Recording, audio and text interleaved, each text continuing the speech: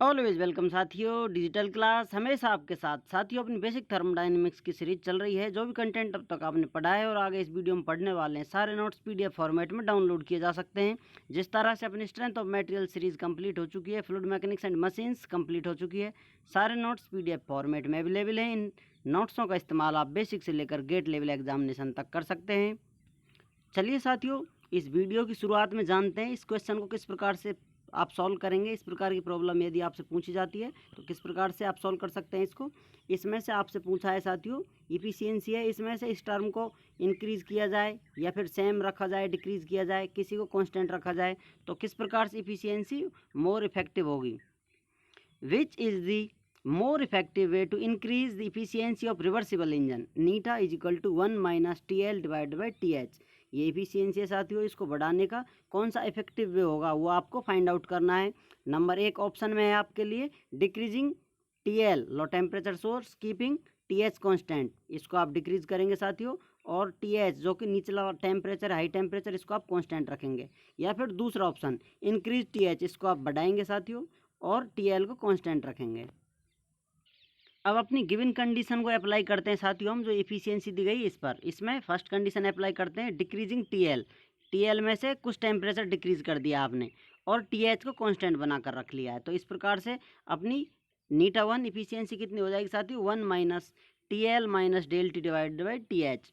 और यदि ये कंडीशन अप्लाई करते हैं साथियों इंक्रीजिंग टी एच, यदि आप अब इसको बढ़ाते हैं साथियों, इसमें टी एच प्लस कर देंगे, T H plus del T, कुछ टेम्परेचर बढ़ा दिया है और आपने कांस्टेंट रख लिया टी एल को, तो अब इफिशियंसी अपनी चेंज होकर ये हो जाती है नीटा 2। इस प्रकार से अब इन इफिशियंसी में कौन सी इफेक्टिव होगी साथियों, इस प्रकार से साइन आएगा, इसका मतलब ये ग्रेटर होगी साथियों तो इफेक्टिव होगी। यदि ये साइन इस प्रकार आता है तो ये अपनी इफेक्टिव होगी, या आप कह सकते हैं जो ग्रेटर होगी साथियों अपनी इफिशियंसी वही इफेक्टिव होगी। तो इसमें हम पहली कंडीशन अप्लाई कर कर देख लेते हैं। मानकर चल रहे हैं यहाँ पर हम, ये नीटा 1 अपनी इफिशियंसी बड़ी है साथियों और ये छोटी है। इस प्रकार से नीटा 1 माइनस नीटा 2, इसमें से इस प्रकार की इफिशियंसियों में से हम सब्सट्रैक्ट करेंगे। यदि वैल्यू पॉजिटिव आती है अपनी तो ये अपना अजम्पशन ठीक है, अन्यथा ये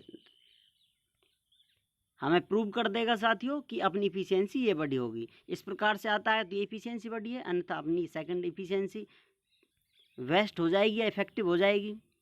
तो चलिए प्रोसेस स्टार्ट करते हैं। Eta 1 minus eta 2 is equal to, अब नीटा 1 क्या है साथियों अपना, ये वाली इफिशियंसी है नीटा 1। अब इन दोनों में से साथियों ये सब्सट्रैक्ट करेंगे इस प्रकार से, तो ये माइनस प्लस ये कैंसिल हो जाएंगे साथियों, तो ये टर्म बचती है अपनी माइनस वाली यहाँ पर। तो इसको हम लिख सकते हैं minus bracket T L minus del T divide by T H plus, यहाँ पर ये प्लस साइन आ गया है साथियों, क्योंकि बाहर माइनस था और अंदर ये माइनस है, तो इस प्रकार से प्लस हो जाएगा। तो क्या आएगा प्लस में, T L divide by T H plus del T. अब ये सेम इस प्रकार रख लेते हैं। अगले स्टेप में हम एलसीएम ले लेते हैं साथियों इनका। इस प्रकार से एलसीएम दोनों में से कॉमन ले लिया, इस प्रकार से एलसीएम अपना ये टोटल हो जाएगा T H bracket T H plus del T, इस प्रकार से एलसीएम ले लिया इनका। अब इसमें से इसको कट कर देंगे साथियों, तो इससे मल्टीप्लाई हो जाएगी ये टर्म अपनी, तो हमें टर्म प्राप्त होती है, ये सेम रख दिए साथियों, ये मल्टीप्लाई कर दिए इस प्रकार से। अब इसमें से ये टर्म कट जाएगी तो टी एच और टी एल ये मल्टीप्लाई हो जाएंगे साथियों, तो अपनी आती equation minus T L minus del T, ये इंटू है साथियों इससे, T H plus del T plus T L into T H divided by T H bracket T H plus del T.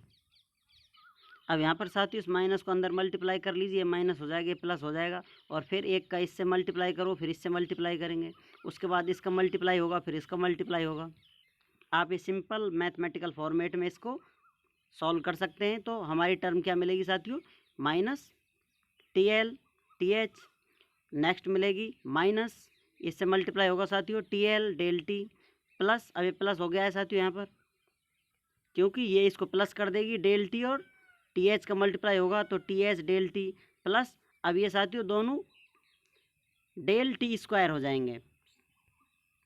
ये माइनस थी साथियों यहाँ पर, इससे प्लस हुई है, इससे मल्टीप्लाई हुई है तो डेल टी स्क्वायर। अब ये टर्म अपनी है ही same T L T H. अब यहाँ पर साथियों ये नेगेटिव ये पॉजिटिव, इनको कैंसिल कर दिया यहाँ पर। अब यहाँ पर हम इन दोनों में से साथियों डेल टी कॉमन ले रहे हैं, इसको पीछे इसको आगे कर ले रहे हैं साइन की वजह से, तो यहाँ पर del T bracket T H minus T L, और ये सेम टर्म यहाँ पर उतार दिए डेल टी स्क्वायर। ये होल स्क्वायर है साथियों। डेल टी जो टर्म है इसका टोटल का स्क्वायर कर रखा है, divided by T H bracket T H plus del T. ये पॉजिटिव वैल्यू है साथियों। इस प्रकार से हमें वैल्यू पॉजिटिव मिली है तो अपनी इफिशियंसी फर्स्ट जो वे है वो इफेक्टिव रहेगा।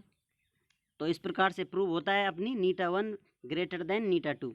First way is more effective to increase efficiency. चलिए साथियों शुरुआत करते हैं एंट्रोपी की। Entropy by digital class. जैसा कि साथियों आप स्टार्टिंग पढ़ चुके थे, स्पॉन्टेनियस प्रोसेस किस प्रकार से होते हैं, जो नेचर में ऑटोमेटिकली इटसेल्फ ऑक्यूर होते हैं, वो स्पॉन्टेनियस प्रोसेस होते हैं। जैसा कि किसी कॉफ़ी या टी को हॉट को आप रखेंगे एनवायरनमेंट में तो धीरे धीरे सराउंडिंग को हीट दे देगी, कोल्ड हो जाएगी। ऐसा होता नहीं है साथियों कि वापस आप कोई ठंडी चीज़ को एनवायरनमेंट टेम्परेचर पर रखें और वो एनवायरनमेंट टेम्परेचर से बहुत ज़्यादा हो जाए, आपका एटमॉस्फेरिक जो टेम्परेचर है उससे बहुत ज़्यादा हो जाए। 20 डिग्री आपके सराउंडिंग का टेम्परेचर है तो ऐसा कभी नहीं हो सकता ये 50 डिग्री हो जाए, जब तक आप इस पर कोई एक्सटर्नल वर्क नहीं करते। यदि एक्सटर्नल वर्क करते हैं तो इस प्रकार से किया जा सकता है। Spontaneous process, the processes which occur without any external interaction. जो प्रोसेस होंगे साथियों वो सभी स्पॉन्टेनियस प्रोसेस कहलाएंगे अपने। जैसा कि आप गैसों को किसी कंटेनर में डालें तो अपने आप मिक्स हो जाएंगी। आप आइस को रखते हैं बाहर साथियों तो वो धीरे धीरे मेल्टिंग करना स्टार्ट कर देगी। अब एंट्रोपी क्या है साथियों? एंट्रोपी है रैंडमनेस। जैसा कि आप समझ सकते हैं कुछ मॉलिक्यूल्स हैं साथियों, ये आप सॉलिड हो सकते हैं, लिक्विड हो सकते हैं, गैस स्टेट में हो सकते हैं। अब ये मॉलिक्यूल साथियों सॉलिड हैं तो एक साथ जमे रहेंगे, इनका अलग क्रिस्टल होगा, स्ट्रक्चर में होंगे। लेकिन यदि ये लिक्विड और गैस में है तो ये रैंडम मूवमेंट करते रहते हैं साथियों इस प्रकार से। अब इस सिस्टम का आप टेम्परेचर मेजरमेंट कर सकते हैं, वॉल्यूम मेजरमेंट कर सकते हैं, लेकिन ये कितनी गति से भाग रहे हैं, किधर भाग रहे हैं साथियों, कब कौन सी स्टेट में, ये सब आप मेजरमेंट नहीं कर सकते। इसी को मेजर करने के लिए एंट्रोपी का इस्तेमाल किया जाता है।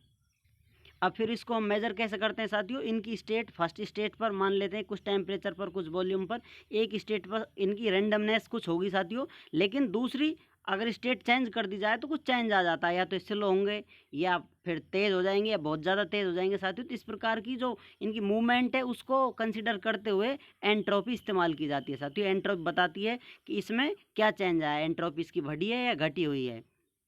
आप सिंपल शब्दों में कह सकते हैं इनका डिसऑर्डरनेस है या रैंडमनेस होती है वो एंट्रोपी कहलाती है।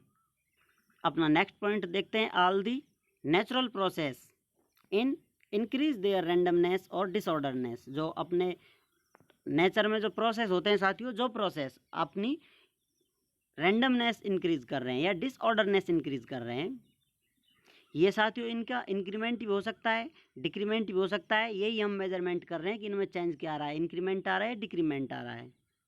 जो नेचुरल प्रोसेस है साथियों वो इंक्रीज करते हैं अपनी रैंडमनेस को। आप कहें या तो इंक्रीमेंट होगा या डिक्रीमेंट होगा, या फिर कहें आप स्टेट ऑफ चेंज करते हैं, जो स्टेट होती है उनकी सिस्टम की, या जो मॉलिक्यूल के अंदर जो मूवमेंट है उसकी स्टेट चेंज होती रहती है, डिसऑर्डरनेस। इसी को मेजरमेंट करते हैं एंट्रोपी में। अब एंट्रोपी को आप सिंपल शब्दों में बोल सकते हैं मेजरमेंट ऑफ डिसऑर्डरनेस और रैंडमनेस कॉल्ड एंट्रोपी, जिसको एस से हम प्रदर्शित करने वाले हैं, डिसऑर्डरनेस ऑफ मॉलिक्यूल्स। इससे आप समझ सकते हैं इसको किसकी डिसऑर्डरनेस की बात की जा रही है यहाँ पर। नेक्स्ट पॉइंट देखते हैं साथियों, चेंज इन एंट्रोपी डीएस में भी पॉजिटिव, नेगेटिव और जीरो। जैसा कि साथियों आपको बताया था एंट्रोपी को डीएस, ये है डेल्टा एस, इससे मेजरमेंट करते हैं साथियों। इसको सिंपल टर्म एस से हम रिप्रेजेंट नहीं करेंगे क्योंकि हम मेजरमेंट लेते हैं साथियों। एक एंट्रोपी में चेंज आया उस प्रकार दूसरी में चेंज आया, तो इस प्रकार से इसको हम इस प्रकार से डीएस से एक्सप्रेस करते हैं।